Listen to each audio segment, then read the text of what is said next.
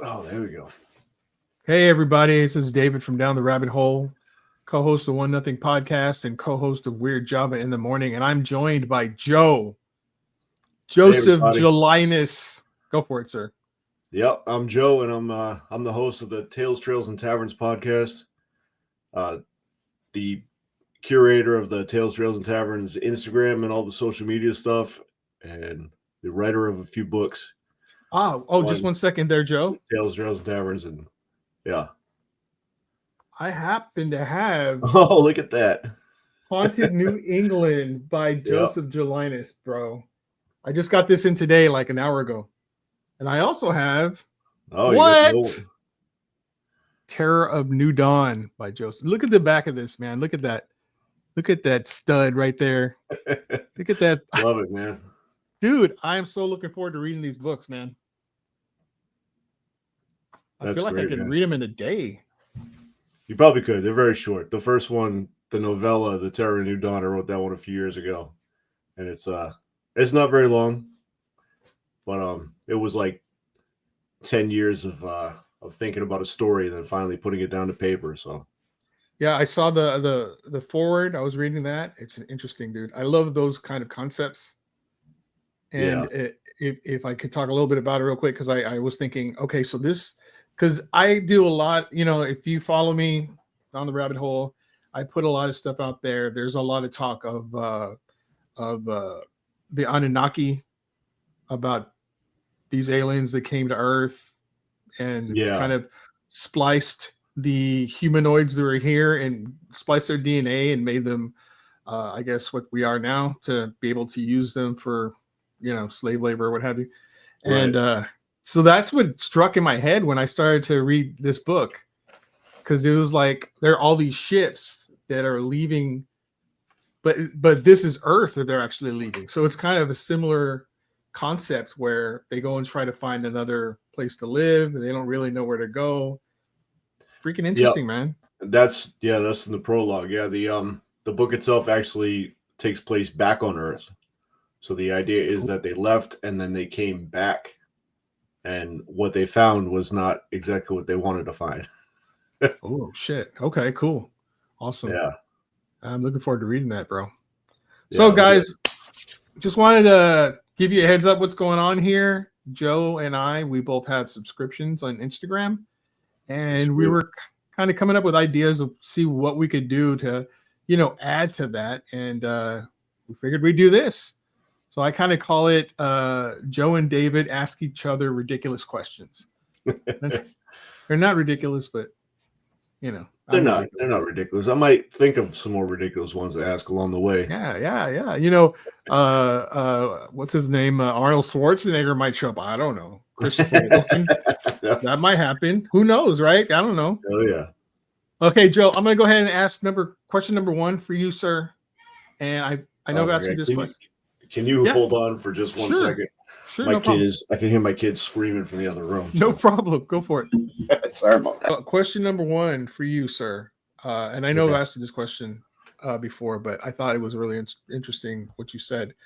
What made you create Tales, Trails, and Taverns? What pushed you in that direction to say, I'm going to do a podcast?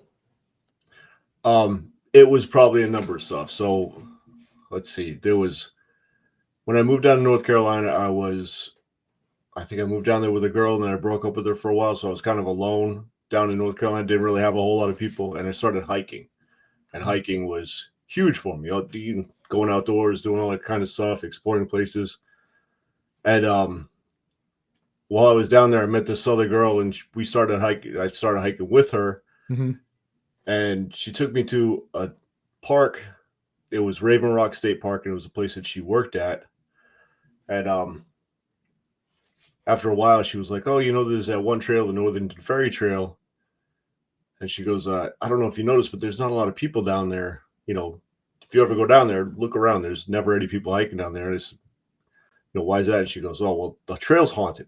There's a graveyard on it." She's like, "People can hear voices in the woods and disembodied stuff." And she started telling me all about that, and it just intrigued me. So starting there, and then that sort of just kind of snowballed into everything else. And the whole concept of the podcast, probably I had a blog for a while called, what the hell was the blog called? Carolina Outdoor Dad when I was down there. Yeah. And so I was writing stories about going hiking and writing stories about places that I've been. And so that spark of wanting to write and wanting to kind of just show everybody else where they could go, what they could do, what you could find when you get there. That's how that started.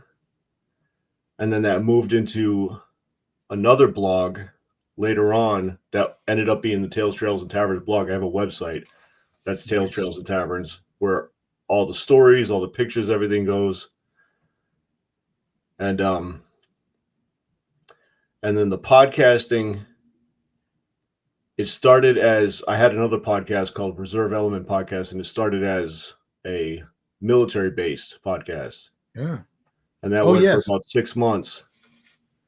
And, once I got the podcast bug, man, once you get it, like, you don't want to stop doing it. So yeah, I pulled away from the military stuff and decided to start doing the hiking and the haunted and putting all that together, basically in the same line with the blog. So the podcast kind of followed the blog, but, there was many, many steps along the way. And I've always been somebody who is into the paranormal and really likes, the idea of ghosts and all the mythical stuff. So my brother, it just kind of rolled into it, man. My brother. Yeah. I love that. Was Rob involved in the very beginning, or is that something that he was not? No. What's funny is that me and Rob have been, since I got back to Massachusetts, or back to Rhode Island and New England, and he's in Mass, we started hanging out and hiking together and checking out different places. And he was like, "Oh, we should go hiking. I got some cool places. We can go check some stuff out." And he lives near the Freetown State Forest, which is the Bridgewater Triangle. I know you've heard of that. Everybody who's into the paranormal has heard about Bridgewater. Yep. And so, hey, I was like, yeah, let's go hiking. Like, take me somewhere out in Freetown State Forest. Take me out somewhere in Bridgewater's Triangle. And he took me out there on a 7-mile hike that went by the Fall River Pet Cemetery, and then the Mary Lee Aruda tree, which is the tree where they found this young girl that was murdered back in 1978, I think September 78. And they found her body like ritualistically tied up to the tree. Holy shit. In November of that same year. And so he took me to the tree. And then a couple months later, he texts me, or he calls me, and he's like, "Hey, we should do something with this hiking thing, man." He's like, "We should do something with like the pictures that we're taking, and like maybe we could, figure out a way to kind of monetize the stuff that we're doing, maybe sell some merch or something like that." And I was like, "Well, listen, I started a podcast, man. Why don't you come on to the podcast? Like, are you into paranormal shit? Like, obviously you are. You go hiking in Freetown every weekend." Like, and he was awestruck by the fact that I already had. He's like, "Yeah, absolutely. Let's do this." Like, so he jumped right on. And then he told me the story about the Dock Mill Pond, the demon Dock Mill Pond. Yeah, dude. He told me that story, and I was like, okay, we're putting that on the podcast. Like, that story is nuts. So I'll tell you that I've never been a podcast listener, right? I've never really been and I met Amanda, and that's when I started doing that podcast. And then when we met you guys, I listened to that one exactly what you're talking about, and it gave me chills, man. That I was like, dude, this is the shit right here. This story is awesome. Oh, it's crazy. That story is totally crazy. Dude. Yeah. There's that one, and there's one where you did you went to this was it like a hotel or a bar? Yep, the General Stanton Inn. That was awesome, dude. The fact that they showed you around experience. Yeah. Woo! I enjoyed that episode. Guys, if you're following Joe, definitely listen to the podcast. It's so worth it. It's amazing. I love it. I love this stuff. You know me, you've seen my page. I love all this stuff. And when you tell the story, dude, it's riveting. it's riveting. I Yeah. actually, I'm ready to read these books because just reading the opening. I got to read this, dude. I'm gonna read this out loud. I'm so sorry. I hope I'm not Okay. embarrassing you. I thought this was the coolest fucking.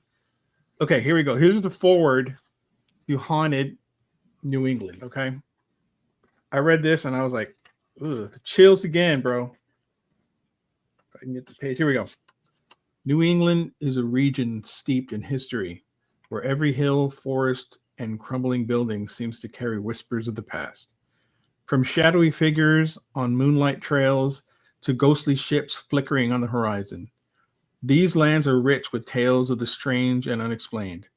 I've spent years exploring these forgotten corners, not just reading the legends, but walking the trails, touching the walls, and standing where history and mystery collide.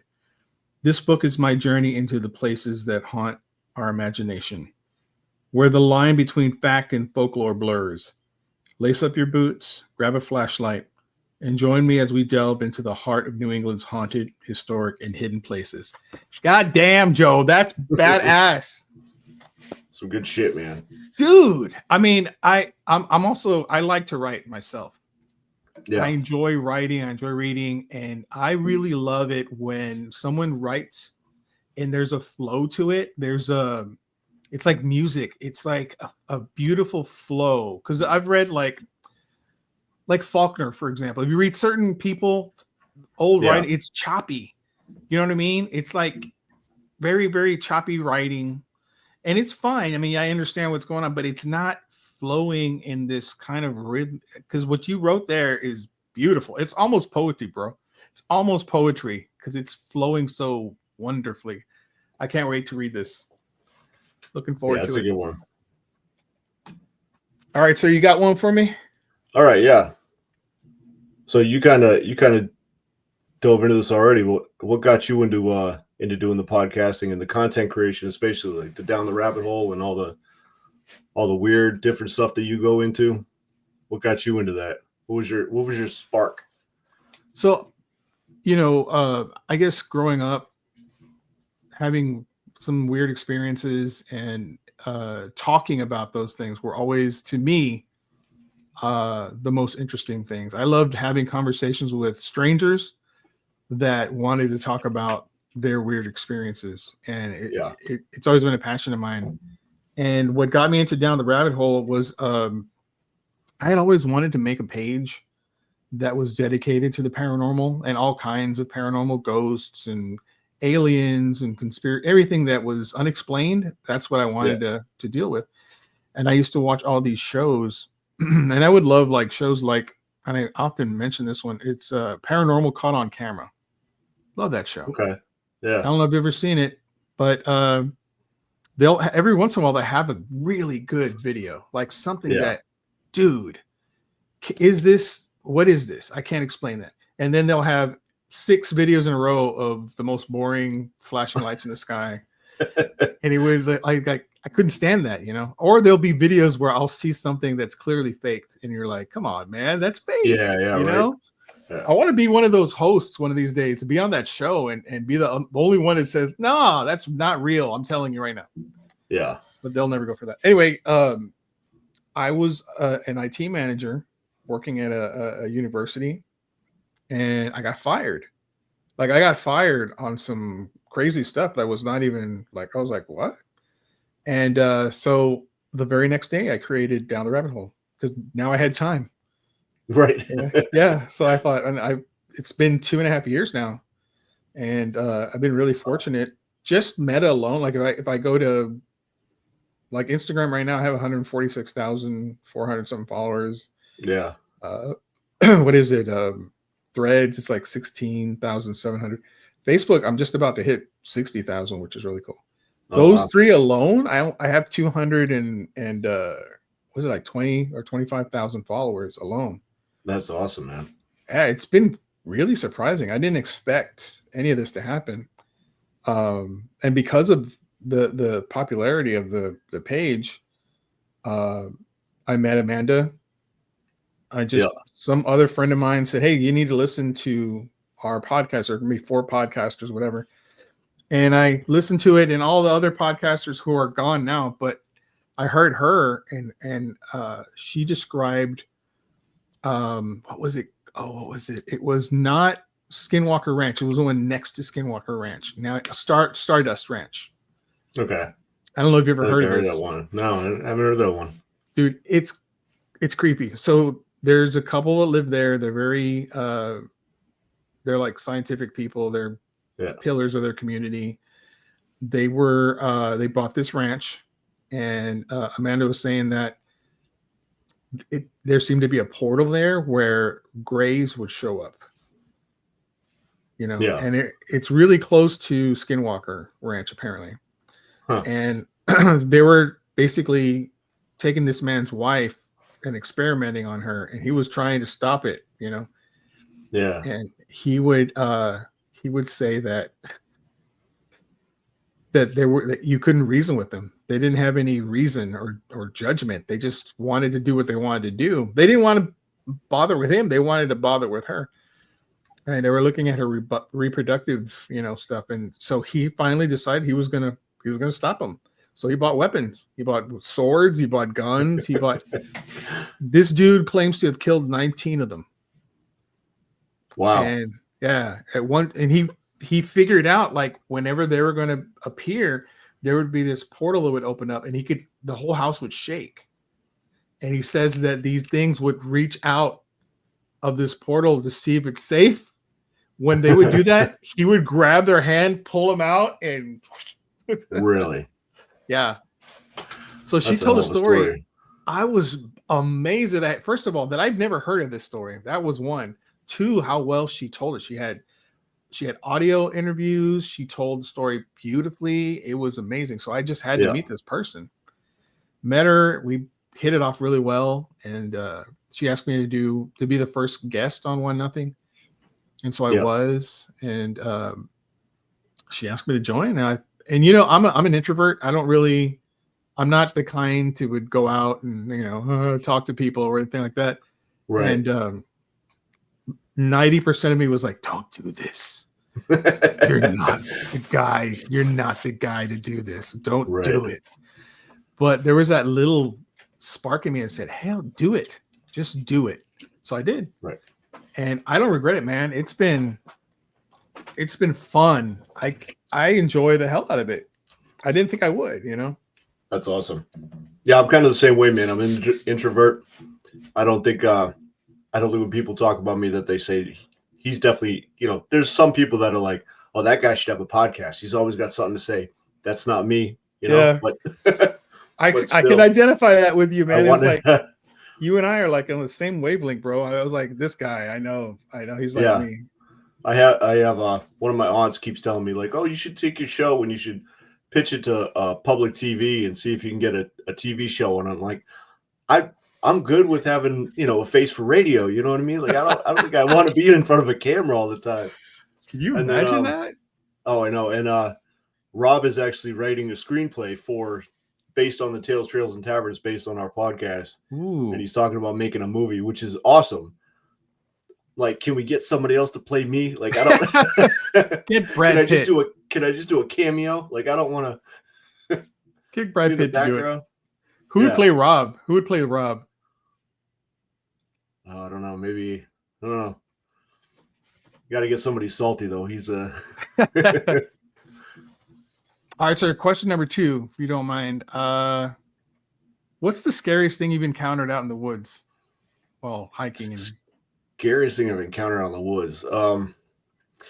There was this one time I went hiking, and I remember it was probably one of the first times that I really hiked deep in the forest in North Carolina. And I was really worried that I was really hyping myself up and worried that I was going to run into something big, like, because there are big predators in North Carolina. There's black bear. There's there's brown bear. There's black bear. There's mountain lions. There's bobcats. There's big prey animals out there. Yeah. And so I went out on like a Tuesday. I had the day off of work in the middle of the week for some reason. So I went out to Morrill Mountain State Park, which is really not deep woods in North Carolina. If you get out there, you start to realize it feels like deep woods to someone who grew up in New England. It's not very deep compared to other places, but I was really psyching myself up and thinking like, man, something's gonna come after me. And all day long out there in this park, it was the deer. I think I counted 18 or so doe. Wow. And I remember like walking through the woods and telling myself like, man, I'm really worried about a puma or a mountain lion or something. I'm really gonna get attacked by a freaking white-tailed doe because they're everywhere out here. They were all over the place, man. Wow. Yeah, they But jump up and do this business. Hit you with the yeah, doing hooves. Yeah. the hit you with the hooves and attack, kick you, do all that crazy stuff. No, I mean that was a false scare. That was a me, you know, You psyched yourself out. making myself scared. Yeah, one of the biggest animals I think I encountered wasn't in the woods. It was actually an apartment complex. I had moved out to me and my ex-wife had moved out to Asheville, North Carolina, and we were staying at this apartment. It was right on the Blue Ridge Parkway. Gorgeous area. I don't know if you've ever been to Asheville, North Carolina, out in the mountains. Absolutely beautiful. So we're in this apartment, and we're actually moving from one apartment to another in the complex because it had flooded out. We've been there for 2 weeks. The whole apartment was flooded out. Wow. And as I was in the old apartment, I was getting all our stuff and like loading the last of it into the pickup truck to move it, 2 buildings down in the apartment. I walked out the screen door, and the sidewalk wasn't even 10 feet from the screen door, from the sliding glass door. I walked outside. It's black bear walking right down the sidewalk, right past the apartment, shit, right down the pathway. I waited for him to pass. I walked outside, stood on the sidewalk, and I'm standing there. He's just walking along, just doing his thing, just mind his own business, passing by. He was probably 10 feet from me. Good God, out man. that door. That's crazy, man. That was probably the closest I've been to to something that's actually scary in the woods. Do you think you could have taken it? No. No. No. And then I'll tell you what, there was another one that I was just thinking of.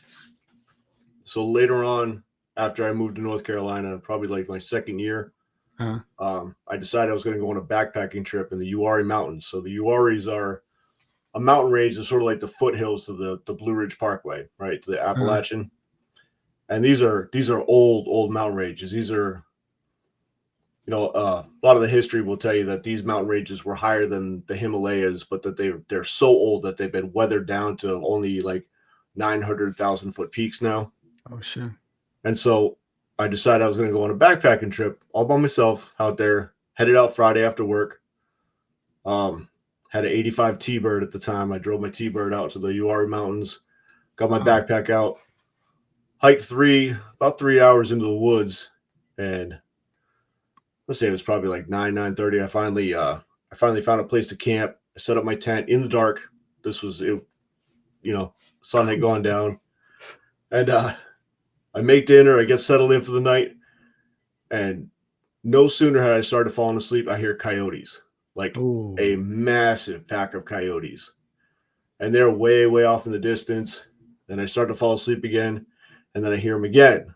This time they're closer. Holy shit! And so like every time I started getting ready to fall asleep, I could start hearing the coyotes howling, and they sounded like they were getting closer and closer and closer every time I heard them.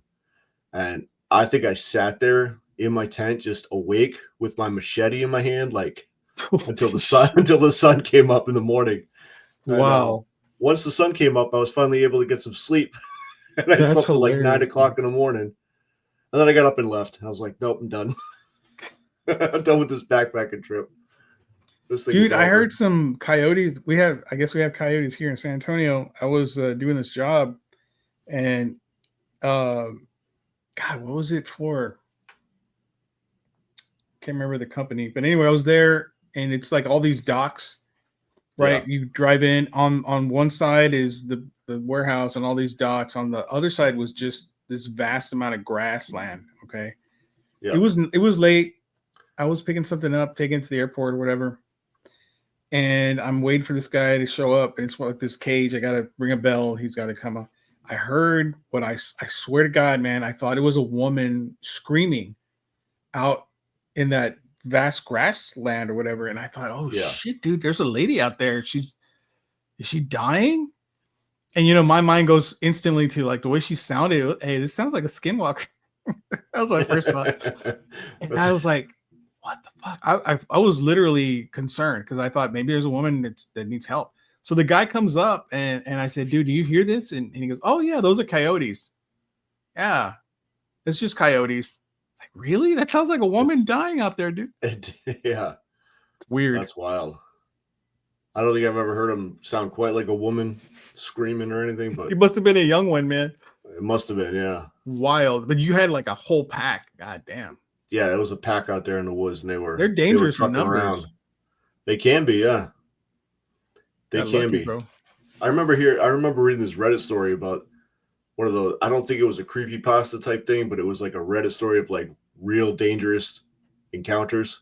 Yeah. And kid was talking about how he'd been in a car wreck and it was the middle of the night, and he like broke his arm and maybe busted up his ribs or something. He was bleeding. He got out of the car and he started walking. He was on some back road and he could hear coyotes in the woods, and they were getting closer and closer, and he walked like a mile or so and came to a house and walked up the road to the house and knocked on the door in the middle of the night, and the guy opens the door and he's standing there like holding his arm covered in blood. He's like, sir, I'm in a bad way, and there's something, there's coyotes, there's something following me. And the guy like leans past him and clicks on a flashlight, and you could see eyes all in the darkness. Oh, and he was like, guy was like, get in the fucking house. Oh, wild, man. Like this pack was just following him, just waiting for him to stop. You know what I mean? Yeah, he was bleeding. He could smell it, probably. Yeah. That's awesome, bro. It was nuts. So, all right. Next question for you, my man. Yes, sir. All right. My question was, who's been your favorite guest and what surprised you the most once you get into the conversation? Oh shit. That's a damn good question. God, there's so many good guests we've had. Yeah. Shit. Let me see. The one that keeps coming to mind is going to be on Kevin's show tomorrow. His name's Taylor Ruddle. Okay. I don't know if you know him, but he's a comedian out of New Zealand, and he's got a few comedy like stand-up comedy shows on his YouTube. Yeah. He's a funny guy. I didn't know what to expect. We recorded at a really weird time because he's all the way in New Zealand, right? So we had to make sure he was like still awake. Yeah. And we covered Vladimir Popov. I can't remember the guy's exact name, but he was a Russian gentleman that got attacked by a tiger shark and basically eaten. Like and Taylor was awesome on that one. He was a great guest.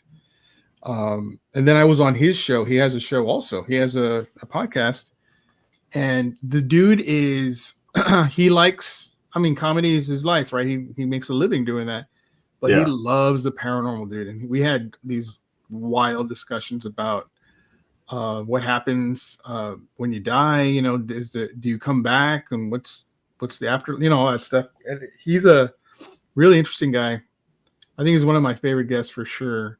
But we had so many.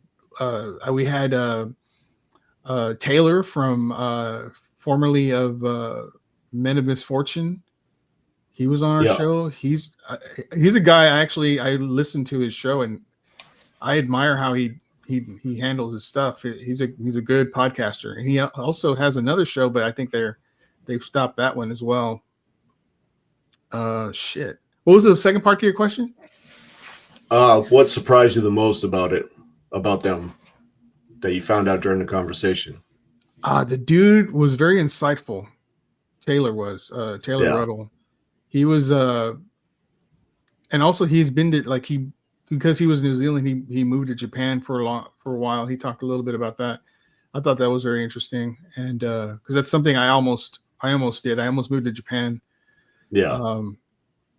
I really wanted to, and I was engaged, and well, you just know the rest of that story. Massive regret, but yeah, he's really happens to the best of us. Yeah, dude, he's a deep dude, and you expect a jokey dude that's going to be there making all these jokes. Right. Yeah. You're going to be like, okay, that's stop. But he was awesome. He was just an awesome guy. I was really impressed by him. All right, sir. That's I got awesome. one for you. Right. Did you see combat in the Marines by the way? No, I was motor transport. We did run convoys during Operation Phantom Fury, but we never actually went into Fallujah ourselves. We're out of Takatum. We went into Camp Fallujah, which was just on the outskirts of it. Cool. So I mean, we saw a lot of shooting, saw a lot of stuff flying over our heads, and there was some stuff hitting our convoys, but we weren't directly involved in anything. It's been my experience because my grandparents were both in World War II. Yeah. My great grandfather was in World War I. My dad was in Vietnam. I have a lot of family that have seen action or have been involved. And like my grandfather, he actually went into Germany. He was one of the first to see the camps up close. He never wanted to talk about it. I couldn't imagine it. Yeah. So I don't want to ask you about something terrible you've seen. I want to ask, like, you've been in there, you've been in some of the shit, right? What is the most beautiful thing you've seen while you were there? There was this place that was right along, I want to say it was the Tigris River.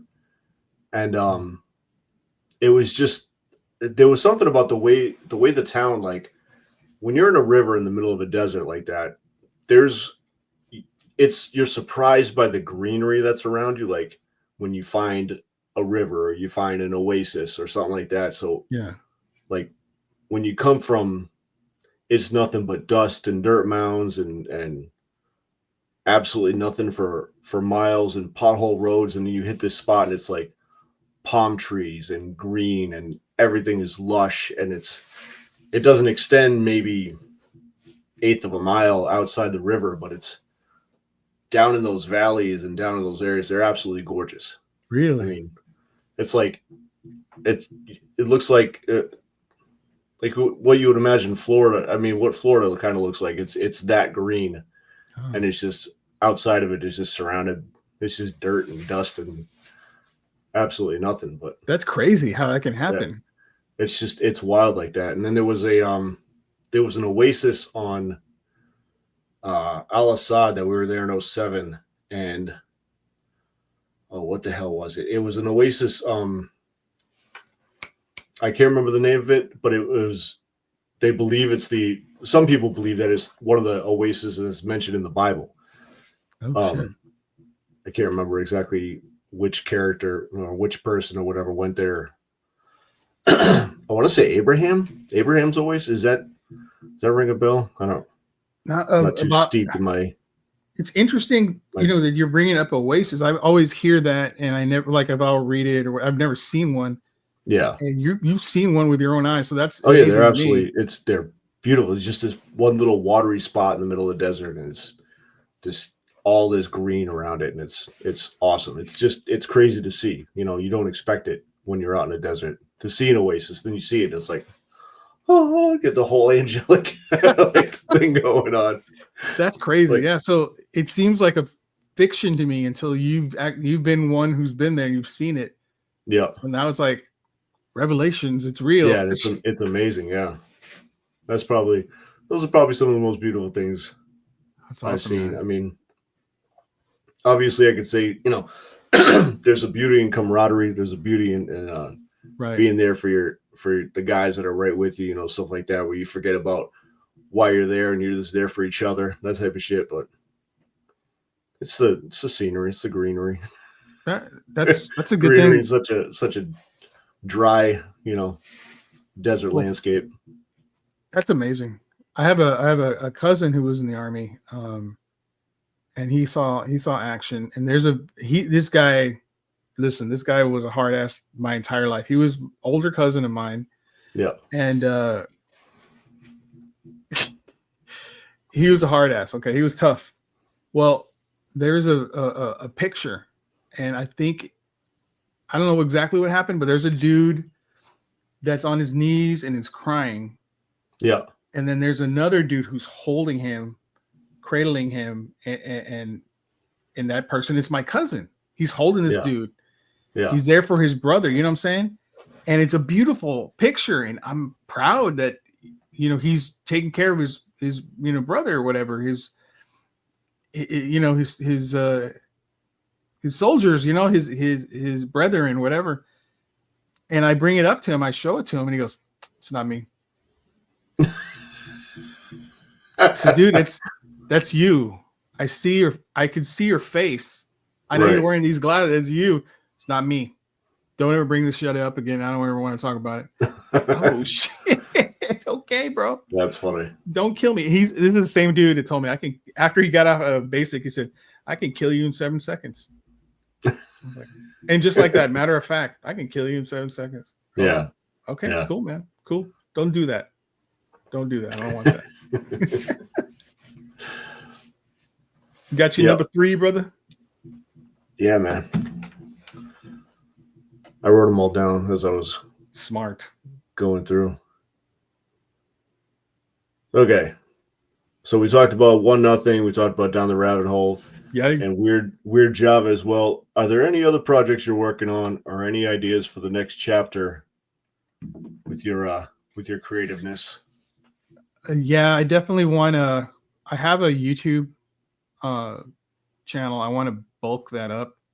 I have 121 followers. I haven't even done much on it. So on YouTube, yeah, I think I got like 43 followers on YouTube. Really? Yeah, I was thinking we can do a couple of these, like, and then just put them on YouTube. But anyway, like little snippets, right? Like the shorts, a minute of this or something like that. But that's definitely something I want to do. I've been doing this thing called Flip. I don't know if you ever heard of Flip. It's this another social media that you can actually get paid by doing reviews of products. Oh, okay. I'm gonna give it a shot. But yeah, whatever the next big social media thing is that will actually pay out, like, right. That'd be good to jump on, because Instagram doesn't do. It doesn't do much, man. It doesn't do much. I'll tell you this though, Joe. I don't know where you're at. Have they invited you to the bonus yet?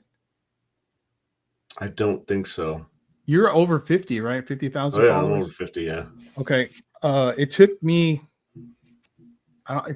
like I passed 10,000. It took them 3 weeks to let me do subscriptions. And then I passed 50,000, and then I got an invitation to do what they call a bonus. That's when you get paid, is when you do the bonus, because every 2 weeks you can get upward of 15K. If you have the pool, the people to, you know what I'm saying? If you can, those videos you had posted where you got like 12 million views, you would have been paid well. That would be good, because I've got a few of them. I've got a couple of them that are almost at 25 million views. Really, dude? Yeah, you're kicking my ass when it comes to that, because the biggest one I have is 5.8 million. Yeah, that's the biggest one. If I can get those numbers, I'll get paid. But right now they have me in this. I don't want to call it a shadow ban. It's they're slapping my wrist a lot right now. Yeah, I'm getting my wrist slapped. But when I first started, I was doing so well. My growth was right, and right now my growth is doing this straight down. So because they have me on this thing where they're not pushing me out. Yeah, because of certain videos are like, oh, this doesn't meet or blah blah blah. It's like, dude, what's wrong with this? There's nothing wrong with this video, and I'll challenge them. Yeah, and they'll be like, they tell you that, oh, you can't monetize this video. Like, you haven't monetized any of my videos. I haven't gotten anything from you guys. Yeah. Well, I have made in 2 weeks. One of those 2 weeks, the highest I've ever pulled in was $1,332 in 2 weeks, which was like, what happened? I didn't even know what happened. It was just, I just do this every day. It's just a passion of mine. I just upload the things I like to see and I put them up. And so sometimes it was 800, sometimes it was 300, sometimes it was high. So, but right now, I don't know what's going on. I'm waiting for them to wake the fuck up. I was on a 3-month ban.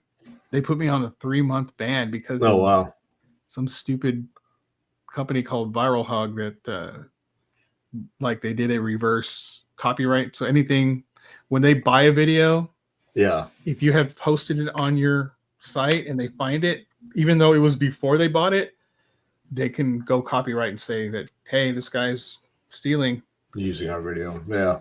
Yeah, so they put me on a 90-day ban, so I couldn't do shit for 90 days. But I'm back, so we'll see what happens, man. I do want to write. I've been wanting to write. I'm just constantly flooded with ideas. I need to start putting them down. But that's something I definitely want to do. I would love to do another podcast. I've been talking about doing this podcast for a while now. Yeah. And it would be me interviewing people that, because I get a lot of people that reach out to me and they tell me their stories. Yeah. I'm also a rideshare driver, and when they find out that I've been recognized, bro, I've been recognized. No kidding. Yeah, I'll have like my That's cup awesome. or whatever has the symbol there. Are you Dayvid from down the rabbit hole? I was like, yes. How are you going to kill me? What's going on? No, I follow you. It's been pretty cool, but they tell me their stories because they know that I like to hear them, dude. And I have stories.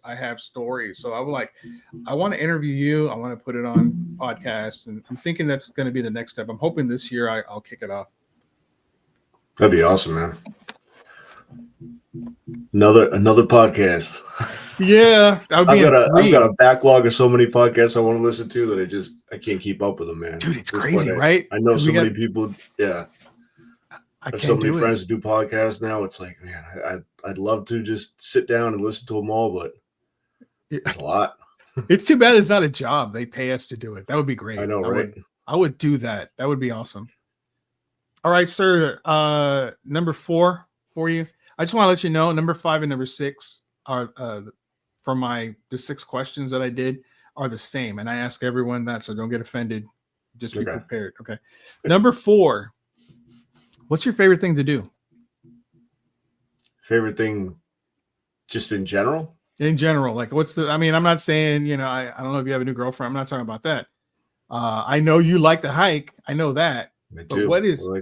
What else? What is Joe's favorite thing to do? I like to do so much stuff. I don't know. I do a lot of things. I definitely like to hike. I like the different recreational sports, man. I like to try different things. I like to, probably best sums it up is I like adventuring. I like doing whatever adventure it is. I mean, it could be hiking, it could be kayaking. The last couple of years, it's been trying skiing and snowboarding for the first time in my life. No shit. That's something that I had a couple of years ago. I tried snowboarding for the first time, and I was like, I think I'm 43, and I tried snowboarding. The next year I tried skiing, and that was a little easier to start. I still didn't go very long, and then this year again I went back on another skiing trip, and actually got up there in the mountain. I went down the mountain a few times, more than once this year. Finally got to the point where I'm like, all right, this is more fun. This is, I'm not just falling on my ass over and over again. So that, like when Rob goes out and explores abandoned places, I've been out with him a couple times exploring abandoned places. That's nice. Urban exploration. That's kind of a new thing for me. So that's more adventure, Yeah. You can get arrested doing that, right? There's some places you go. Yeah, there's a lot of places that he's been caught by the cops and has to leave, and they will arrest you for trespassing in certain places. There's some places that are like, some places have so many trespasses they don't care. Nobody's watching there.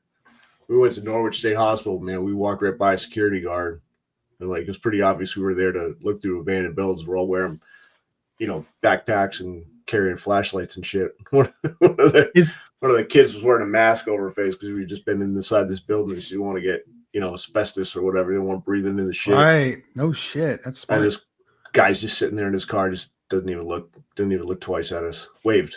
Just like this, and as we walked by.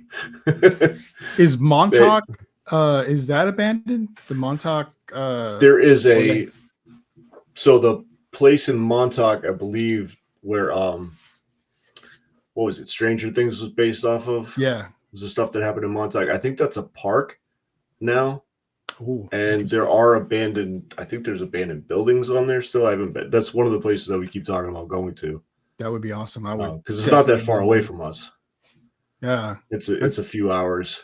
That's a video waiting to happen. That place. Yeah. I would love to see what's in there. The stories that Yeah. came out of that place. Oh, it was crazy shit. What time travel and Yeah, dude. whatever else happened. Astral projection. Yeah, that's a big one too. What was it like the little girl from what was her name, 11 or something, that she can control things with her mind? That's the telekinesis and stuff. Yes. Crazy. They were doing all those trials and shit there, trying to figure out if that stuff worked or not. Love it. I love that. Yeah, shit. and that's right in Montauk. They were I think the official story was they were like a not a research, but like a listening post. Okay. During one of the wars. I want to say it was World War II. Yeah, I can see that. All the big stuff happened in World War II. Yeah, the big radar tower, right? Yeah, that makes sense. Checks out. Mm-hmm. We've touched on that place in a couple different episodes because we talked about some of the forts, the defensive forts along New England, and that's part of that defensive line of forts that protected Long Island Sound and I heard that episode. Narragansett Bay and everything. I listened to that episode. Yeah. Yeah, and I think we touched upon it again in another episode. I don't remember exactly which one. But I found that very interesting, the whole how there was a place where it kind of like washed away. That was interesting to me. Oh yeah, that was Fort Mansfield, and they built one of the gun batteries right on the beach. Yeah, dude, that's crazy. And then the beach has moved 200 feet. And apparently I was talking to some of the locals. Apparently you can dive. You can go out there and dive and find it, or you can go out there at very low tide and you can see parts. If it's low enough, you can see parts of the old battery underneath the water still. That's crazy, man. I mean, New England has just so much friggin' history in it. But what always, it always baffled me is like, so New England is very old, right? It's a pretty old place.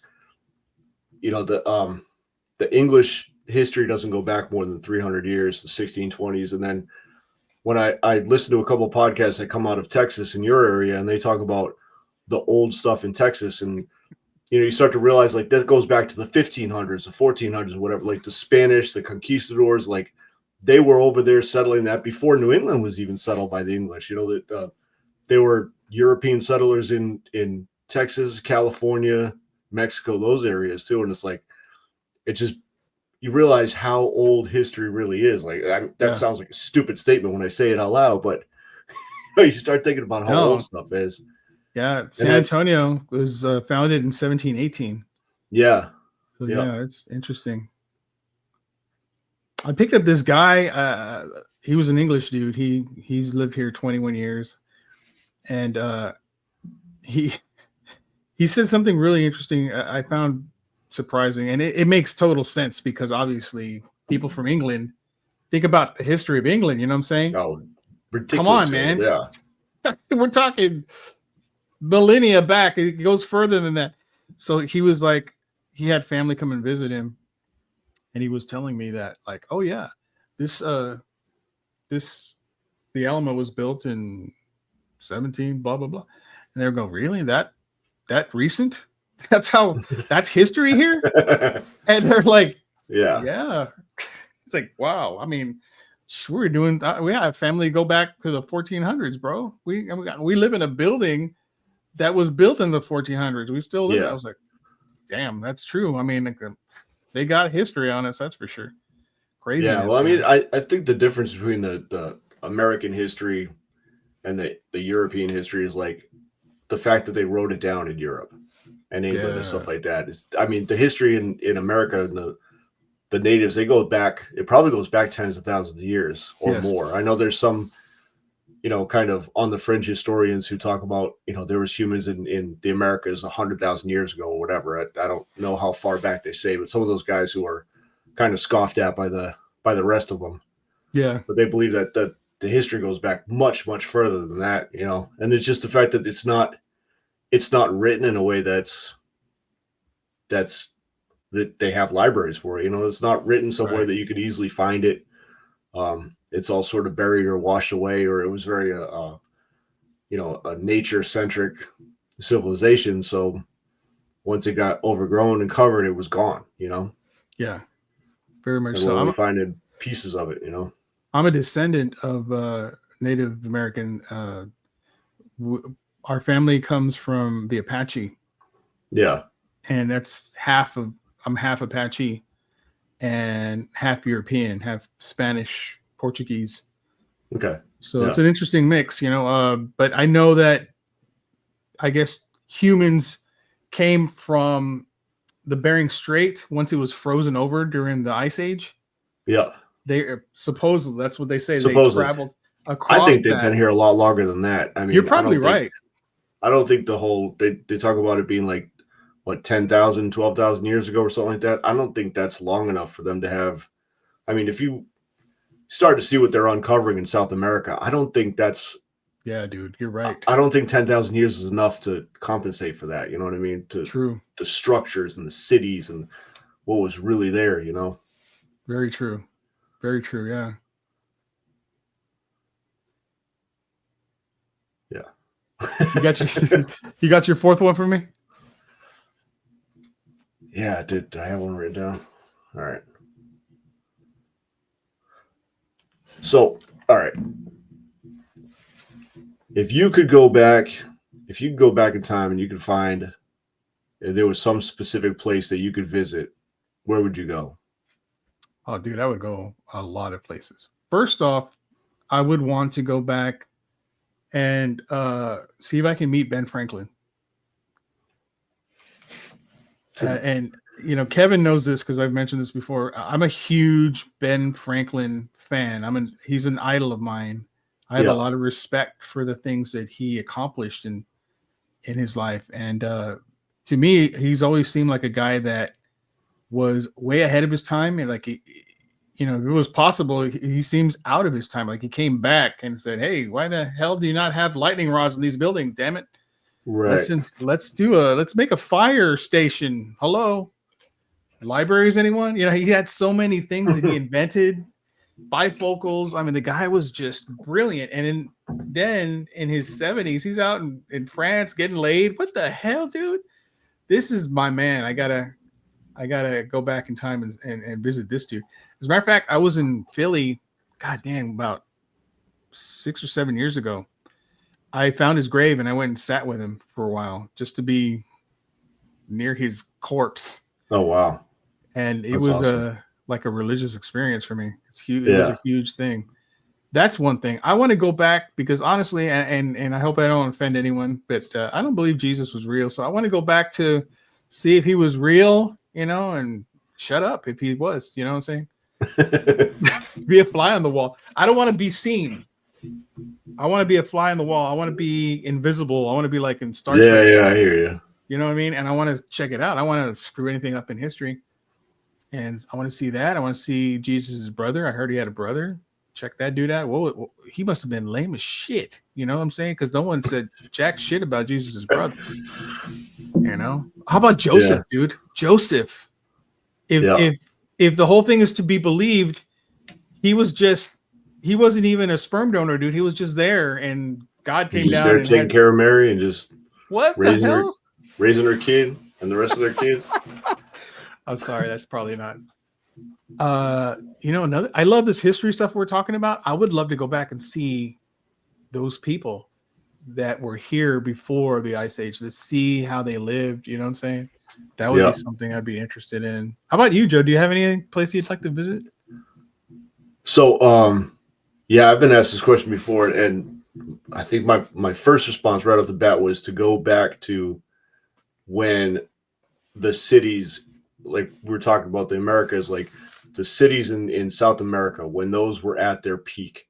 I want to see what that was like when all those cities were booming. When the conquistadors first arrived in like the 1400s, and they were talking about the cities that just went on forever down the rivers.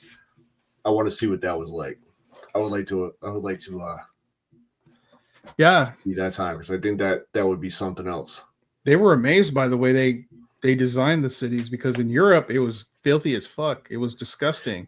Yeah. And somehow these primitive people or whatever, they had figured out a way to keep everything clean by these little rivers that they built, these little ducts and all this stuff. And Yeah, just having those big things. I mean, up on top of the mountains and stuff, like pyramids on top of mountains and plateaus.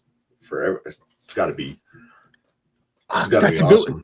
That's a good one to go back to see how they made the freaking pyramids, man. How did they do it? Yeah. I want to see that shit. Was it aliens? I don't know. Maybe they had to have been. I mean, well, it doesn't have to have been, but it could have been. I mean, what was it? They were old. They were old when the Romans showed up, right? Like they were right. Yeah. What was it? Cleopatra lived closer to the time of cell phones than to the time that the pyramids were built. I mean, that's right. Ancient, absolutely. Man. Yeah, I mean, yeah. How the hell did they do that in 10 years?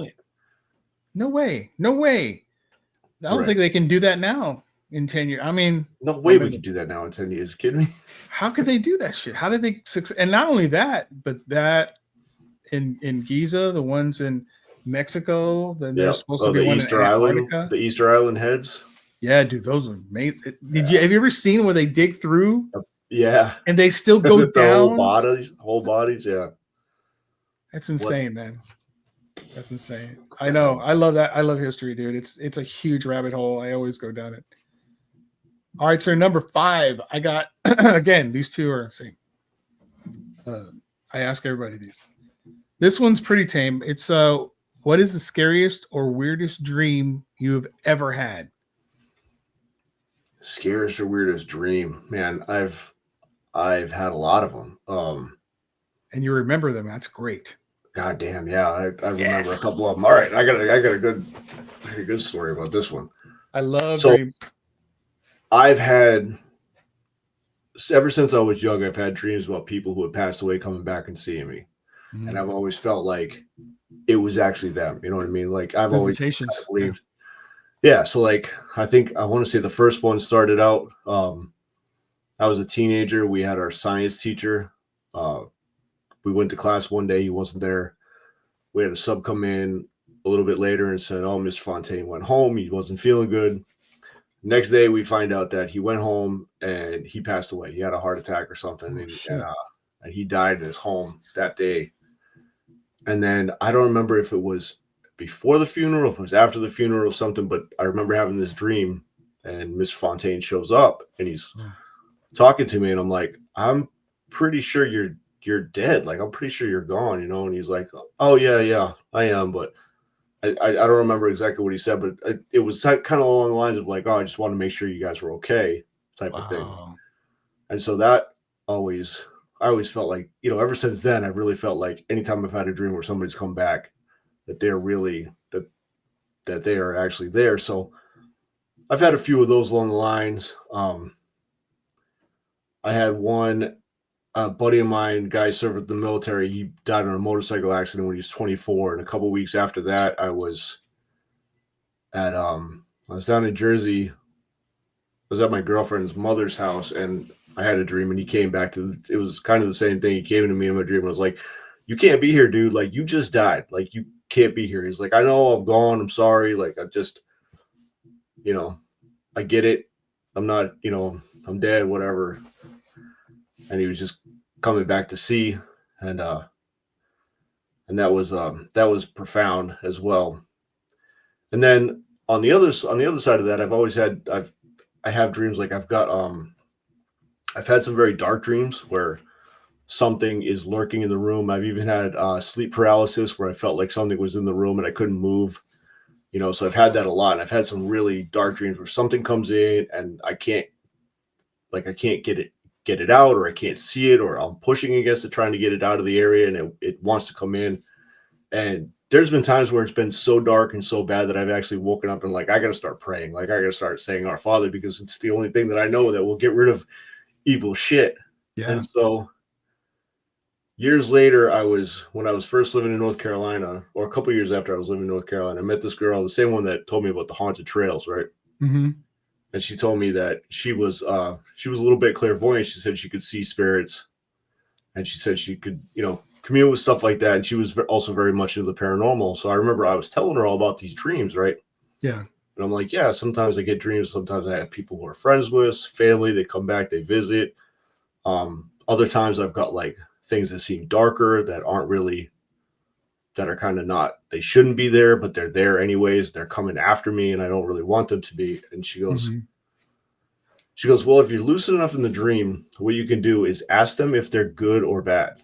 Like stop in the middle of it, ask whatever it is. You think it's a spirit, ask if it's good or bad. And, you know, and they will let you know, essentially.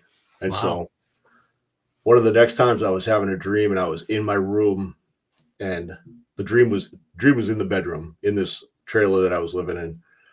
And I remember it was kind of dark and it was just kind of presenting itself. And I was like, whoa, are you good or bad? And as soon as I said that, they came like it, the one thing split into three came after me. The whole dream just turned to complete shit. Like it turned into a complete nightmare. I don't remember what the fuck happened, but I was terrified. Wow. Like I woke up in a fucking cold sweat, panicking, like, holy fuck, something bad just happened. And so I think I remember telling her about that. That's bad. Like they answered your question. Something was after me. Something was after me. And wow. It got caught, you know, because I was like, you good or bad? And it came after me. And so a little while later, I think I was at my dad's house. We were up in Pennsylvania. And again, I had a dream, and one of my good friends from childhood passed away when he was 30. We were 30. We were the same age. And so I was having a dream, and he shows up in my dream, and he comes. This is the thing, man. He comes to me in my dreams a lot. Really? Like, he keeps doing it. Like he keeps showing up every once in a while, almost like clockwork, man. Like I'll see Jay in a dream all the time, you know. Not all the time, but, you know, a few times a year or whatever. And so I'm there and it's early in the morning and I'm having a dream and he shows up in my dream and he's wearing this white button-down shirt. And I remembered to ask him and I was like, okay, like shit, okay. Are you good or bad? And he looks at me, he goes, he puts his arms out, he goes, I'm all good, man. And grabs me and wraps me up in this big hug. And like, dude, I woke up bawling my eyes out. Like like just the uncontrollable, you know, like sobbing, just being so happy that he was there, you know. So yeah, there's been shit. Was that the yeah, you answered the question, dude? That's a I love it. Like, wait, am I still on the same? Am I on the right question now? Yeah. Oh, I love that, dude. Does he ever tell you anything that's profound? Like, does he give you like any kind of advice or anything that's interesting? No, lottery numbers, something like there's that? not been anything that's like anything like that. I do remember having one when I was like 16. My grandfather passed away when I was 2. I was very young. I don't remember him at all. And when I was like 16 or something, I had this dream where he showed up and me and him were just walking outside, just walking around the back part of the property. And he's just talking to me. And I don't remember anything that he was saying, but I just remember that feeling of like, he's there.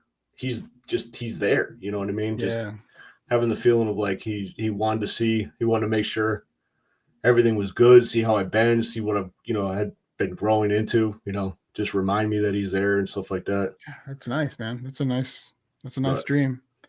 I used to have a lot of sleep paralysis. I remember when I was younger, and it did feel like there was something in the room. Most of the time it felt like something was holding me down.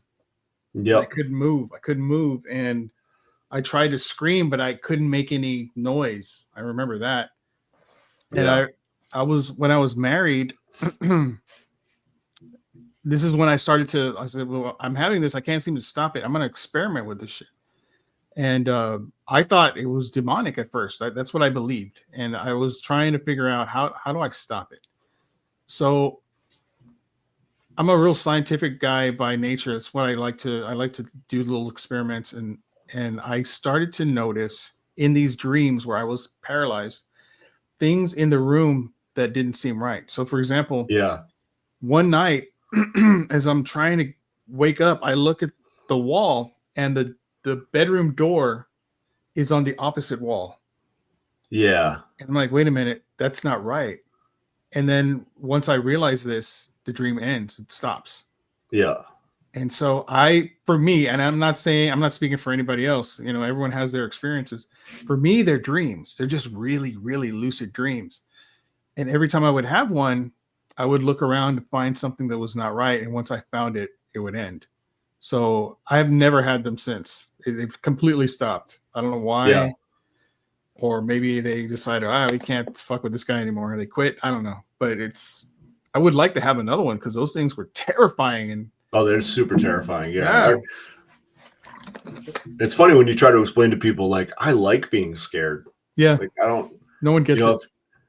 If I wake up and it's like 2 or 3 o'clock in the morning, if it's the witching hour, and I get up and I feel paranoid, and I already know that I feel paranoid. It's one of those times when you're looking around, you're looking out every window, you're looking through every door, you're trying to see something, the shiver goes up your spine. I love that feeling. Like, It's so weird.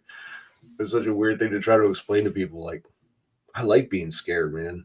Me too, dude. I love it. I used to not love it. I'd say that. I saw this video when I started doing Down the Rabbit Hole. I saw this video. It's a pretty famous video. I'm not sure if it's faked. I'm leaning towards it's probably, but it was this guy whose pantry door, and it was a pantry that had like a glass inlay, and it was frosted. It would open on its own, and every night he would close it. He was like, I know I closed it. So then he decides to put a camera there. Every night he would catch it opening around 3:03, something like that. In the morning, it would open. And so finally he decided, I'm going to check this out for myself. And sure enough, it's opening at that time. The dude puts a lock in there, right? He decides, I'm sick of this. I'm going to lock it. But the lock's going to be on the outside. Puts the camera, and you can see it's trying to open the door, and it can't. And after a while, it actually does. Somehow it figures it out, and it opens it. So one day he's down there, and he's watching, and it's trying to open it. And then all of a sudden he sees these two hands on the glass. Yeah. And then he puts his hands up there, and then he sees a face appear also. And it's a little girl's face, dude. Yeah. And he struggles to open. He opens the door, and it's completely empty. There's no one in there. And every time I saw that video haunted me for months. I would as soon as I would wake up, like if I need to go to the bathroom or something, I have a glass shower. Yeah. I would not look at the shower, bro. I would not look because I didn't want to see those hands. You know what I'm saying? Yeah. But I love that stuff. Because of Down the Rabbit Hole, I don't get scared that easy anymore. I'm so used to it now. Right. Yeah. Seeing those videos and stuff like that. Mm-hmm. It doesn't. Unfortunately, it's taken the bite of that away. So I had this closet door. I usually have every door closed because I used to be afraid of like eyes or a face looking at me or something. I would catch it. Then what? I'd run or what? I don't know. But it doesn't happen anymore. I don't get scared. That sucks. I still sleep with my doors closed. I don't sleep with the closet door open anymore. Me too. Don't do it. Me too. Can't do it. Can't do it. All right. So let's next question. I want to ask if you've had any paranormal experiences yourself. What was that like? Yes. So I had one. I had two bizarre experiences, I think in the same day.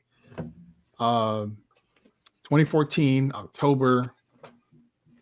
It's there's a fire going on in the apartment above mine, and me and my dog are watching TV. It's like 4 afternoon. The idiots upstairs, they were always fighting, had left their candles on and took off. And apparently I was the only one in the building. So I'm smelling what I think is barbecue. And I'm jealous because I want barbecue. But it wasn't. It was this fire that was raging. Oh, shit.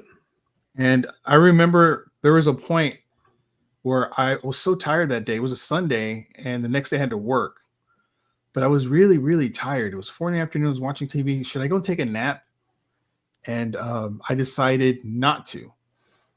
But I have memories of actually taking a nap and being awoken by a breaking glass. But I never took a nap. So that I don't understand what happened there. But there was a man who saw the fire from up the street. He was working on an AC at a convenience store, a gas station. Yeah. He saw the fire, drove his truck down, and was knocking on all the doors, screaming, "Fire, fire." Well, I got my dog, I got my backpack, went outside, and sure enough, dude, there was a fire blazing out the window above mine. The fire department said if you had stayed there 10 more minutes, you would have died from smoke inhalation. It was that bad. I didn't even realize it. I was just watching TV, or was I asleep? So I still don't understand what happened. But afterwards, I can't prove this, and I'm scientific. I don't like to talk about. I think I died that day. I think I did take a nap, and my bedroom, like after the fire, there were all these holes from the ceiling from the apartment above, and my bedroom was completely like there was all this shit that fell down on it, and I started having these weird things happen afterwards. Number one, I have a burn mark back here that came out of nowhere. I didn't get burned, but it's like 3D. I mean 3D. It's like a 3rd-degree burn, and it was about the size of my thumb. Yeah. And now it's been growing on its own, and I can't seem to stop it. The doctors don't know what it is. They've taken tests. They give me ointments and shit. They can't stop it. It's growing. Wow. I think it possibly I was burned to death in that fire. And I've actually done research that did CERN do something at the time, and I kind of like spliced and right. Part of my that universe is stuck with me here because I remember before all this shit how peaceful and wonderful the world seemed to be back then. It seemed to be wonderful, man. Now it seems completely out of control compared to back then. Everyone was getting along. Yeah. Bob Dole was helping the Democrats, and it was just nuts. Things were just nice, and people were kind to each other. And I never heard of what's it called? The Mandela effect. Had never heard of it. It was coined in 2009. Yeah. And it was 2014. I had never heard of it until after the fire. Yeah. And I started to see what is all this bullshit, but it's true. I remember it differently. But anyway, that night I didn't have a place to stay. My sister said, "Come on over, come stay with me." And she had a house. It was a small house, an old house. And I stayed in her guest bedroom. She had, it was her guest bedroom and a crafts room or whatever. And so I was going to sleep, was really exhausted. Me and my dog were sleeping in this small bed that's right in the middle of the room, kind of. And I kept hearing a tap, like 3 taps over and over again. And I thought, what the fuck is that? And I finally looked around and I saw what looked like a piece of paper with a thumbtack on it. And when the ceiling fan was going, I could see it like move and tap itself on the wall. I thought, that's it. Went to bed. I proved it wrong, right? I explained it away. Yeah. Later that night, I was on my right side. I was asleep on my right side. My dog was right here with me. And I felt a little hand grab my shoulder and was like waking me up. And it felt like my sister's small. She's like 5 feet, small hands. And I was pretty sure it was her waking me up to tell me that there is a fire. I don't know, something bad was happening. So when I wake up, I still feel the movement in the hand, and I look, and there's no one there. And then I look at the door, and it's closed and locked. And it's just me and my dog in that room. And then I hear shuffling of like feet walking around from where I was at to behind me. And I didn't know what was going on. I just woke up. I know something was moving my shoulder, but there was nothing. And then I heard a little boy giggle right there in the room with me. Giggle. Yeah. I freaked out, bro. I freaked out. I did the kid thing and covered myself with the blanket. Like that's going to protect me or something. And I could still hear like shuffling. Like it's walking in there, dude. It's walking. It's a wood floor. Yeah. And it sounds like feet with socks. That's what it sounds like, shuffling around the bed. Dude, it took me a long time to fall asleep after that, but I finally did. I was really exhausted from the fire and all the bullshit that was happening. Yeah. And, next morning, I told my sister, I said, dude, something happened last night. And she said, oh, you experienced it too? Oh, shit. It's like, what the fuck? Yeah, mom and dad stayed in there. And they had this. Yeah, they experienced something, and also stuff like will fall, and I would put it back on the shelves, and it would fall again while I was in there. I didn't understand. And then my nephew, he was like 3 or 4 at the time, and he had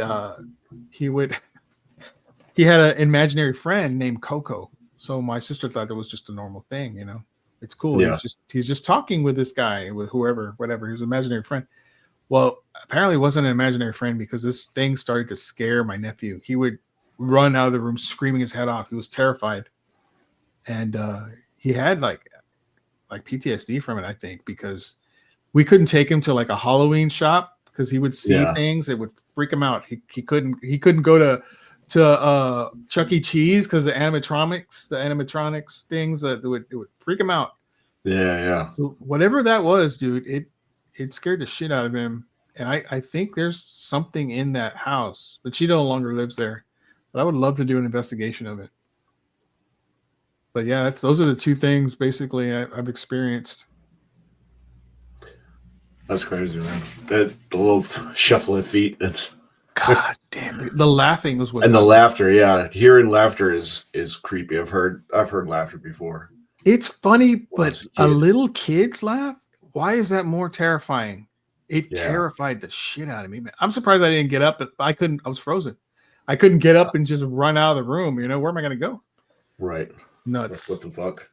All right. Here's the last question for you, Joe. All right, man. So, like I said, Joe Dayvid Gelinas, who the fuck do you think you are?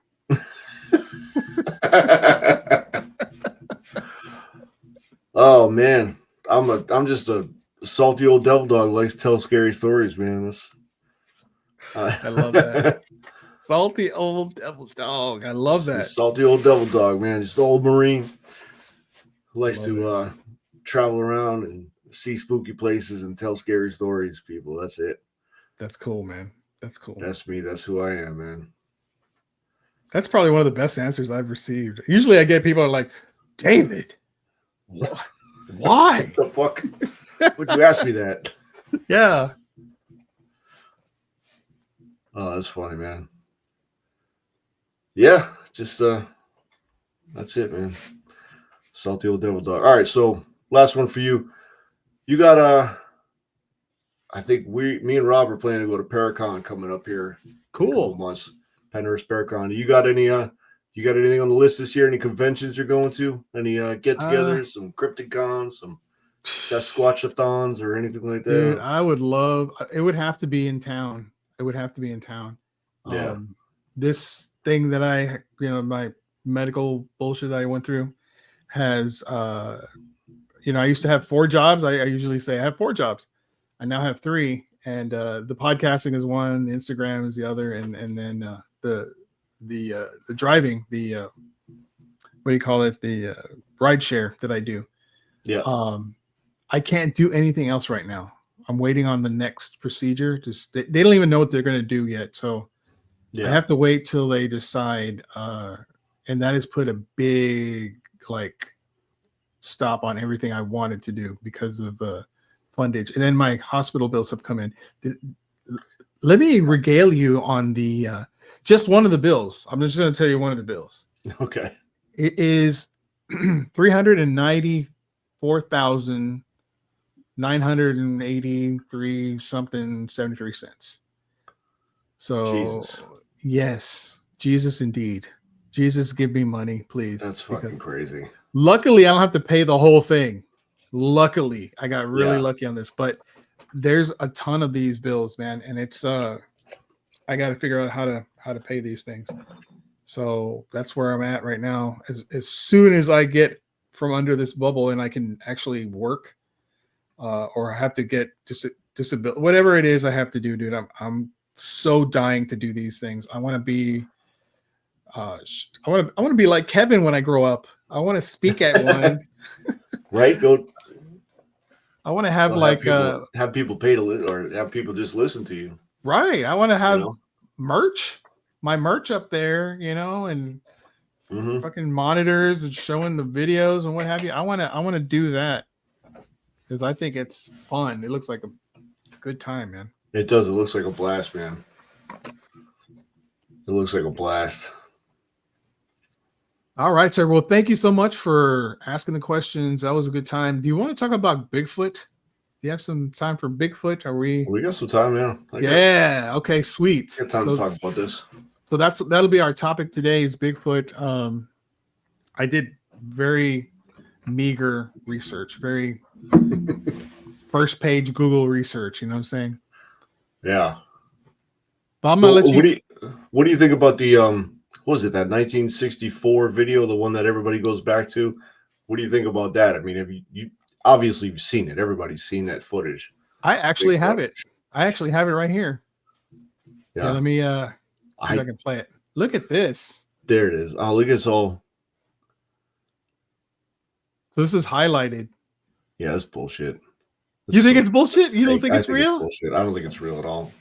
I think the one that looks real is that one that just came out of Colorado a few months ago. For the train. Remember that one? They took it from the train. Oh, the one it looks like sandy blonde or something. Last year. Yeah. He looked like Yeah.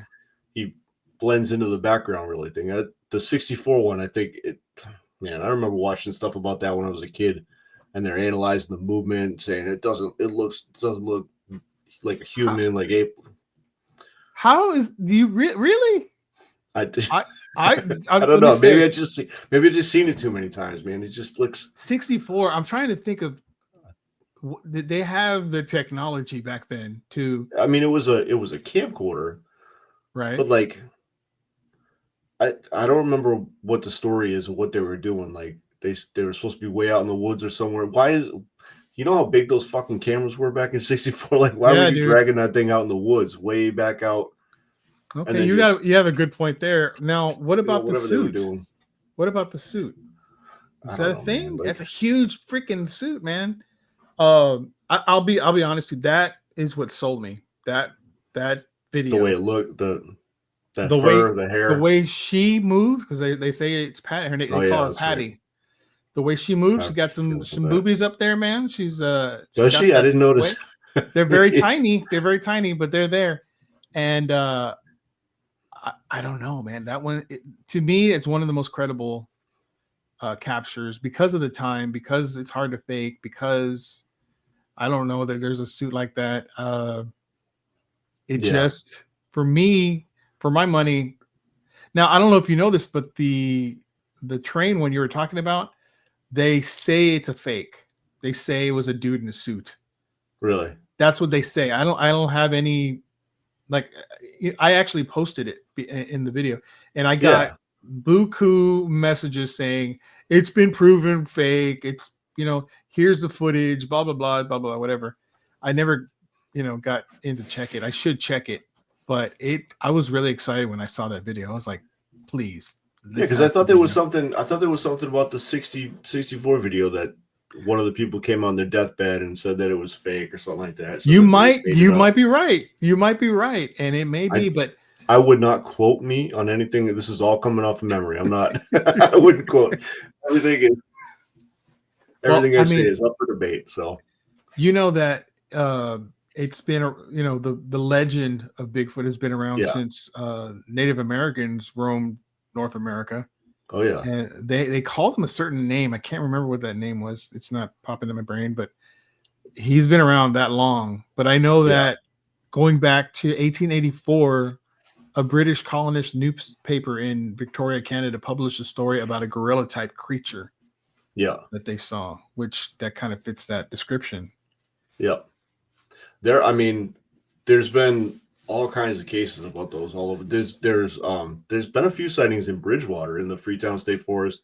I actually saw a video not too long ago about there being a sighting in Patchogue State Forest, which is just here in Connecticut. It's not too far away. It's the largest state forest in Connecticut, something like 27,000 acres. So there's plenty of land to hide. Yeah. But this guy did an interview on YouTube or something. I happened to catch it, and he was talking about seeing Bigfoot in Patchogue. And there was even one we did a couple episodes on Bennington Triangle in the Glastonbury Mountains and that area. And there was reports, I want to say it was like 1890s, of somebody coming across what they described as a wild man, and it was a red-haired man that was more beast than man that jumped out at the poor kid or whoever it was. And did he so have I don't any know if that. description of the height? Did he? I think it was about 6 foot. I want to say it was. Oh shit! They called it a wild man instead of Bigfoot because it wasn't as tall as it would Right. be, and the red hair is, different from the regular, It's Irish. the brown or black, and maybe he's. Which it struck me as funny though, because it struck me as quite the coincidence that the wild man had red fur, and then the people who were disappearing in the Bennington Triangle back in it was 45 to 1950. I think like 6 people disappeared, and I think like 3/4 of them were wearing red jackets or wearing something bright red when they disappeared. No shit. And so I thought that was too much of a coincidence. Like, oh, you get this wild creature that's running around that's bright red, and then everybody who wears a red jacket into the Glastonbury Mountains doesn't make it back, Ooh, that's strange. I wonder if it's 6 foot, if it's like a juvenile, maybe it's like still growing. Maybe, because everything out there, every animal out there is different color hair when it's a cub versus when it's an adult, right? Yeah. Yeah. I mean, I've had, whenever I shaved when I was younger, would shave my mustache, it would grow back. It would grow back red, which was weird. Like mine would too. This spot right here would grow all red. What's up with that? I know I'm not Irish. Right? Yeah. So what the hell? Anyway, did you ever hear this story? I heard this story. I actually saw the video. It's a dude, and I'm not going to say it's fake or real. I don't know. I just saw the video, and it was a dude claiming that he had been cornered by a female Bigfoot. Yeah. And that she began to... I can't believe I'm going to say this. This dude was serious. He said that she began to unbuckle his belt. Oh, okay. So how's Bigfoot have that much experience with belts, first of all? It's hilarious, dude. And then he said, and she had her way. She had her way until he did it? He went through with it? Yeah, he went through. He said, I didn't have a choice. I didn't have a choice in this matter until I climaxed. This story was freaking hilarious. Sir, you're a victim. Good God, man. Really? Okay. I couldn't help it. I just had to go through with it. Death by snoo, as they say. That's freaking crazy, man. Here's the question I always ask about this, and maybe you have some insight, because I'm tired of this shit. I want to catch this guy. Why is he so elusive with all the technology we have, with all the drones, with all the... That's kind of where I'm at with it. Yeah. Like, why have we caught this motherfucker? How have we not seen a body or a skeleton? Yes. And there's a podcast that I was listening, that they did a couple seasons of it, and it was called Bridgewater. It's a fictional one, but they touch on all the stuff about the paranormal in the Bridgewater Triangle and all the weird occurrences.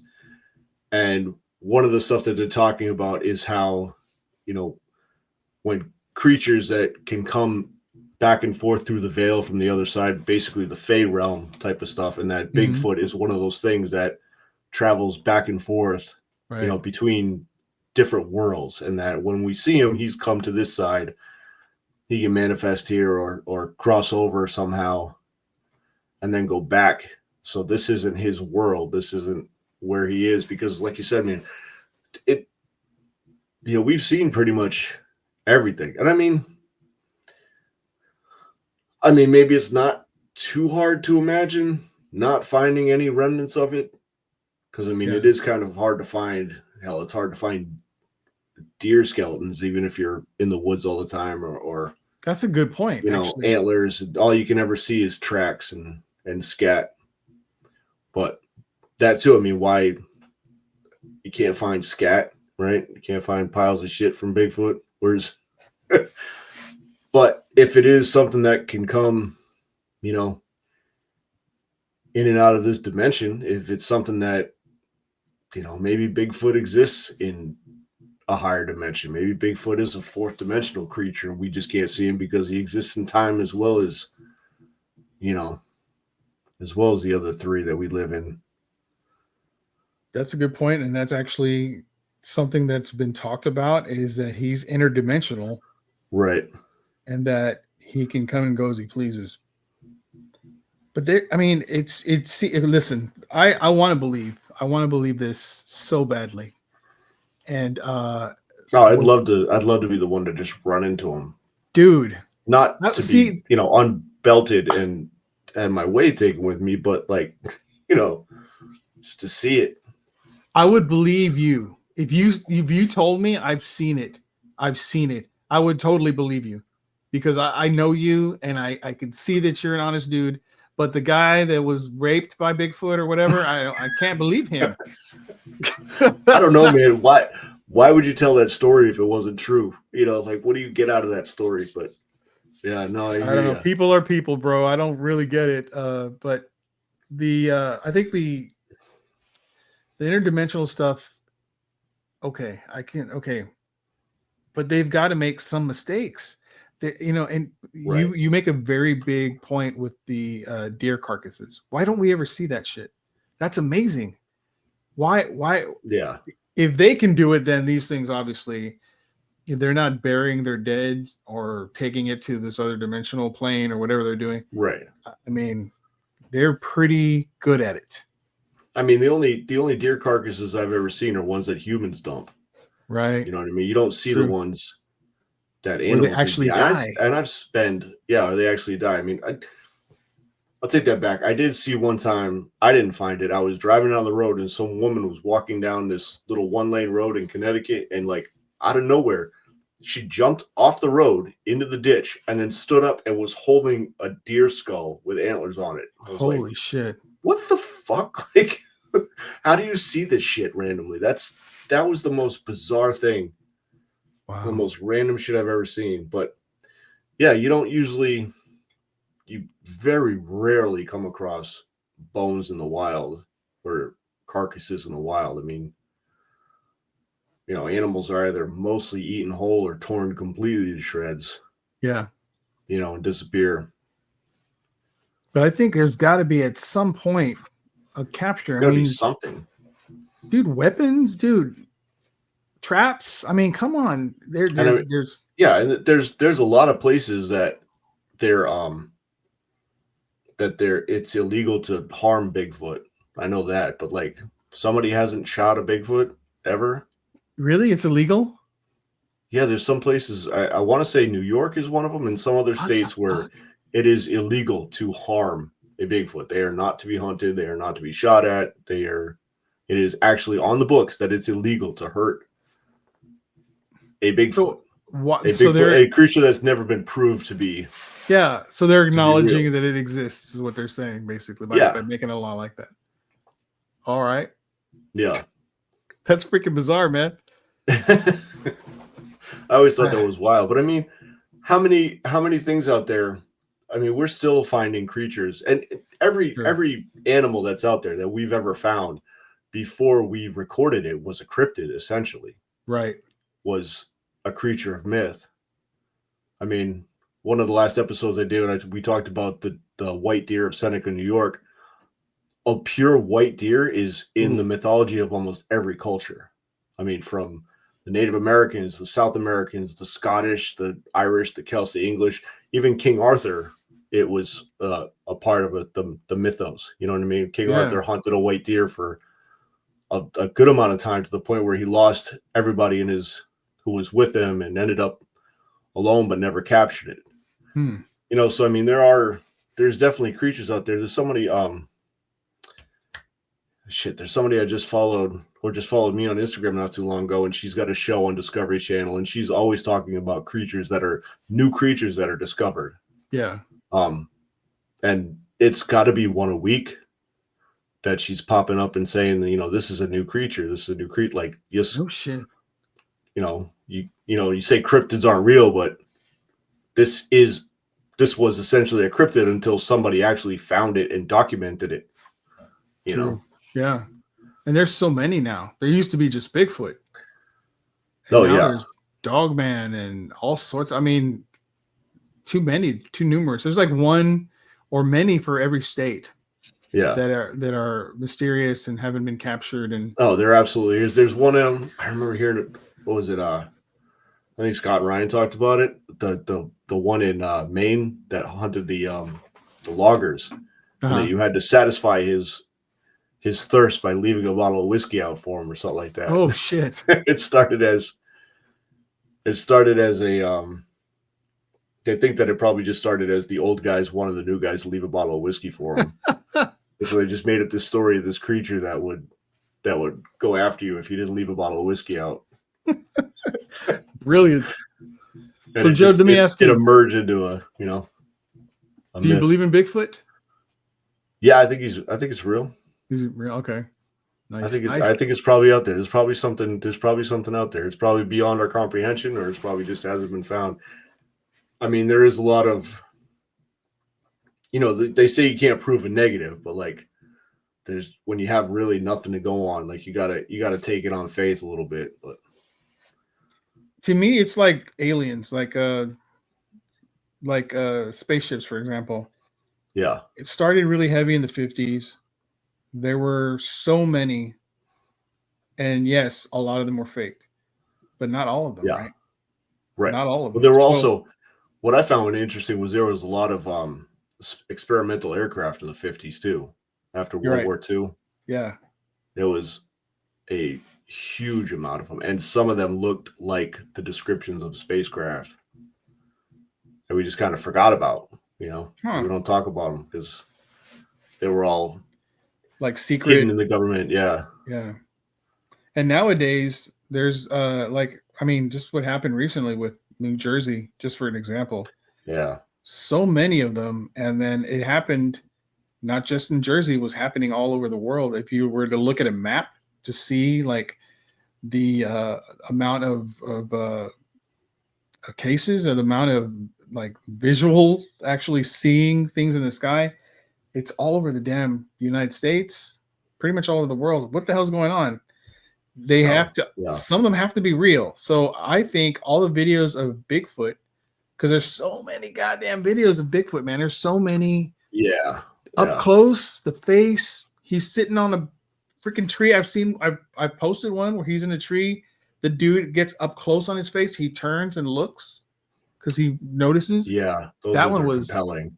Yeah, whoo. I was like, this is it. This dude looks like he caught the actual, but I mean, until we get a body, until we get a capture, I want to believe it, but I can't until I get the proof. I want proof. I want fucking proof. And so hopefully one day. Hopefully one day. Well, that's like with the Loch Ness monster too, right? Like, Yeah, you can't prove a negative. Like, people have seen it, people have taken pictures of it. The thing that last summer my aunt went to Scotland, and when she came back, this is a woman who this woman has never lied to me in my life. This is one of those people who, like, I believe anything she says. She goes, I saw the Loch Ness monster, and I was like, shut the fuck up. she's like, I saw it, just caught a glimpse of it, looked out, saw something in the water, and as we were driving by, I looked again, and I couldn't see it again, but I saw it. I was like, I believe you. That's proof Did she enough for me. describe it? Did she describe what it looked like? And She didn't really describe it in great detail. She said you just caught a glimpse of it, but wow. I mean, it could have been fucking anything. It could have been the tree branch, but the fact that she believes it, I believe it. I believe That's her. awesome. 100%. I like that. Yeah. So, man, I mean, I need one of those people to see it, and I'll believe it. Right. Like for you, Yeah, right. I need someone that, listen, I saw it. I came face to face with it. It took my pants off, and then I don't know what happened after that. I can't get over that guy, dude. I just saw it recently. And I was That's like, so funny. I have to look that up, man, because that's holy hilarious. shit, that's crazy. But yeah, well, that's all the time I have, bro. Thank you so much for joining. This is man, it's been awesome. This is for Joe and my subscriptions on Instagram, guys. Definitely check it out. We're going to be doing more of these, hopefully, and talking about other stuff. So if you dig it, follow us. If you don't, I like it. then don't. I don't know. Whatever. All All right, man. bro. Thank you so much, Joe. You have a good night, sir. All right, man. You too. All right. All right, bro.